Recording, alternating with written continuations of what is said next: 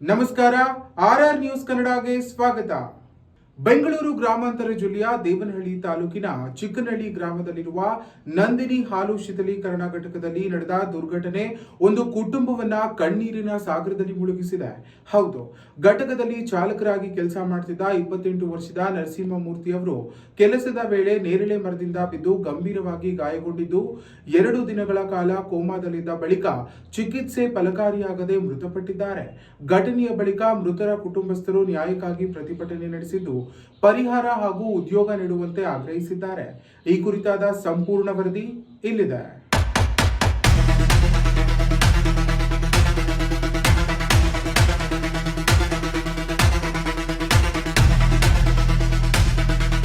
ಬೆಂಗಳೂರು ಗ್ರಾಮಾಂತರ ಜಿಲ್ಲೆಯ ದೇವನಹಳ್ಳಿ ತಾಲೂಕಿನ ಚಿಕ್ಕನಹಳ್ಳಿ ಗ್ರಾಮದ ನಂದಿನಿ ಹಾಲು ಶೀತಲೀಕರಣ ಘಟಕದಲ್ಲಿ ದುರ್ಘಟನೆಯೊಂದು ಸಂಭವಿಸಿದ್ದು ಯುವಕನೊಬ್ಬ ಜೀವ ಕಳೆದುಕೊಂಡಿದ್ದಾನೆ. ಧರ್ಮಪುರ ಗ್ರಾಮದ ನಿವಾಸಿ ಹಾಗೂ ಶೀತಲೀಕರಣ ಘಟಕದಲ್ಲಿ ಚಾಲಕರಾಗಿ ಕೆಲಸ ನಿರ್ವಹಿಸುತ್ತಿದ್ದ 28 ವರ್ಷದ ನರಸಿಂಹಮೂರ್ತಿ ಅವರು ಮೃತಪಟ್ಟ ದುರ್ದೈವಿ. ಮಾಹಿತಿಯ ಪ್ರಕಾರ ಕೆಲಸದ ಸಮಯದಲ್ಲಿ ಘಟಕದ ಆವರಣದಲ್ಲಿದ್ದ ನೇರಳೆ ಮರವನ್ನು ಹತ್ತಿದ್ದ ನರಸಿಂಹಮೂರ್ತಿ ಅವರು ಏಕಾಏಕಿ ಕಾಲು ಜಾರಿ ಕೆಳಕ್ಕೆ ಬಿದ್ದಿದ್ದಾರೆ. ಪರಿಣಾಮ ಗಂಭೀರವಾಗಿ ಗಾಯಗೊಂಡ ಅವರನ್ನು ತಕ್ಷಣ ಆಸ್ಪತ್ರೆಗೆ ದಾಖಲಿಸಲಾಗಿತ್ತು. ಕಳೆದ 2 ದಿನಗಳಿಂದ ಕೋಮಾ ಸ್ಥಿತಿಯಲ್ಲಿ ಚಿಕಿತ್ಸೆ ಪಡೆಯುತ್ತಿದ್ದ ನರಸಿಂಹಮೂರ್ತಿ ಅವರು ಚಿಕಿತ್ಸೆ ಫಲಕಾರಿಯಾಗದೆ ಇಂದು ಆಸ್ಪತ್ರೆಯಲ್ಲಿ ಕೊನೆಯುಸಿರೆಳೆದಿದ್ದಾರೆ. ಇದೇ ಡೈರಿಯಲ್ಲಿ ಇವನು ಟಿಫನ್ ಮಾಡ್ತಾ ಇದ್ದಂತೆ. ಯಾರ ಡೈರಿಯಲ್ಲಿ ಕೆಲಸ ಮಾಡೋ ಎಂಪ್ಲಾಯ್ ಬಂದು ನಮ್ಮ ಹುಡುಗನಿಗೆ ಹಿಂಗೆ ನಮ್ಮ ಸೊಸೆಗೆ ಏನೋ ಆಗಿದೆ, ನೇರಳೆ ಹಣ್ಣು ಬೇಕು, ಮರಕ್ಕೆ ಕಿತ್ಕೊಡು ಅಂತ ಹೇಳಿದಕ್ಕೆ ಅವ್ನು ಎಕ್ಕಿದ್ದಾನೆ. ಕಾಲು ಸ್ಲಿಪ್ ಆಗಿ ಮೇಲಿಂದ ಬಿದ್ದಿದ್ದಾನೆ ಸರ್. ಅವನು ಆಸ್ಪತ್ರೆಗೆ ಕರ್ಕೊಂಡೋಗಿ ಸೇರಿಸಿದ್ದಾರೆ. ಆವತ್ತಿಂದ ಇವತ್ತುವರೆಗೂ ಯಾರು ಈ ಡೈರಿಯಲ್ಲಿ ಕೆಲಸ ಮಾಡೋರಾಗಿರ್ಬೋದು, ಇಲ್ಲ ಗಾಡಿ ಓನರೇ ಆಗಿರ್ಬೋದು, ಇಲ್ಲ ನಮ್ಮ ಈ ಸ್ಟಾಫೇ ಆಗಿರ್ಬೋದು, ಯಾರೂ ಒಬ್ಬರು ಬಂದು ಇವತ್ತು ಏನಾಗೈತೆ ಎತ್ತಾಗೈತೆ ಅಂತ ಏನೂ ವಿಚಾರಿಸ್ಕೊಂಡಿಲ್ಲ ಯಾರೂ. ಇವತ್ತು ಡೆತ್ ಆಗಿದ್ದಾನೆ ಅವನು. ಈಗ ನಾವು ಕೇಳಿದ್ರೆ ನಾವು ಅವ್ರ ಮಿಸ್ಸಸ್ಗೆ ಪರ್ಮನೆಂಟ್ ಕೆಲಸ ಕೊಡ್ತೀವಿ ಅಂತ ಫಸ್ಟ್ ಹೇಳಿದ್ರು. ಮತ್ತೆ ಕಾಲ್ ಮಾಡಿದ್ರೆ ಕಾಲ್ ಪಿಕ್ ಮಾಡ್ತಾ ಇಲ್ಲ. ಆ ಗಾಡಿ ಓನರ್ ಇವತ್ತು ಇಲ್ಲಿ ಬಂದೇ ಇಲ್ಲ. ಆ ಗಾಡಿ ಓನರ್ ಬಂದ್ಬಿಟ್ಟು ಏನೋ ಒಂದು ಈಗ ಈ ತರ ನಾನು ಕೊಡ್ತೀನಪ್ಪ, ನಾನು ಮಾಡ್ತೀನಪ್ಪ ಅಂತ ಕೇಳಿದ್ರೆ ಅದೊಂಥರ. ಅವ್ನು ಚೆನ್ನಾಗಿದ್ದಾಗ ಅವನ ಹತ್ರ ಕೆಲಸ ಮಾಡಿಸ್ಕೊಂಡಿದ್ದಾರೆ ಸರ್ ಎಲ್ಲರೂ.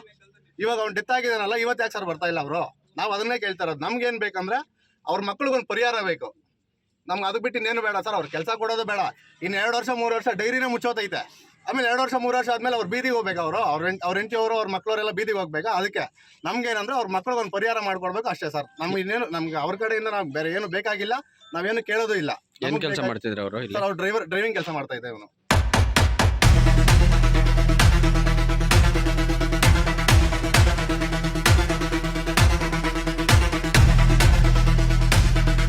ಯುವಕನ ಸಾವಿನ ಸುದ್ದಿ ತಿಳಿಯುತ್ತಿದ್ದಂತೆ ಕುಟುಂಬಸ್ಥರು ಹಾಗೂ ಗ್ರಾಮಸ್ಥರ ಆಕ್ರಂದನ ಮುಗಿಲು ಮುಟ್ಟಿದ್ದು ಶೀತಲೀಕರಣ ಘಟಕದ ಆವರಣದಲ್ಲಿ ಮೃತದೇಹವಿಟ್ಟು ನ್ಯಾಯಕ್ಕಾಗಿ ಪ್ರತಿಭಟನೆ ನಡೆಸಿದರು. ಮೃತರ ಕುಟುಂಬಕ್ಕೆ ಸೂಕ್ತ ಪರಿಹಾರ ನೀಡಬೇಕು, ಕುಟುಂಬದ ಒಬ್ಬ ಸದಸ್ಯರಿಗೆ ಶಾಶ್ವತ ಉದ್ಯೋಗ ಕಲ್ಪಿಸಬೇಕು ಹಾಗೂ ಮಕ್ಕಳ ಭವಿಷ್ಯಕ್ಕೆ ಅಗತ್ಯ ಭದ್ರತೆ ಒದಗಿಸಬೇಕು ಎಂಬುದು ಕುಟುಂಬಸ್ಥರು ಆಗ್ರಹಿಸಿದರು. ಮಾಹಿತಿ ತಿಳಿಯುತ್ತಿದ್ದಂತೆ ವಿಜಯಪುರ ಪೊಲೀಸರು ಸ್ಥಳಕ್ಕೆ ಭೇಟಿ ನೀಡಿ ಪರಿಶೀಲನೆ ನಡೆಸಿ ಪ್ರಕರಣವನ್ನು ದಾಖಲಿಸಿಕೊಂಡು ಮುಂದಿನ ಕ್ರಮ ಕೈಗೊಂಡಿದ್ದಾರೆ. ಒಟ್ಟಿನಲ್ಲಿ ಕೆಲಸದ ವೇಳೆ ಸಂಭವಿಸಿದ ಈ ದುರಂತ ಒಂದು ಕುಟುಂಬದ ಆಸರೆಯನ್ನ ಕಸಿದುಕೊಂಡಿದ್ದು ಮೃತರ ಕುಟುಂಬಕ್ಕೆ ನ್ಯಾಯ ಸಿಗಬೇಕೆಂದು ಸಾರ್ವಜನಿಕರ ಒತ್ತಾಯವಾಗಿದೆ.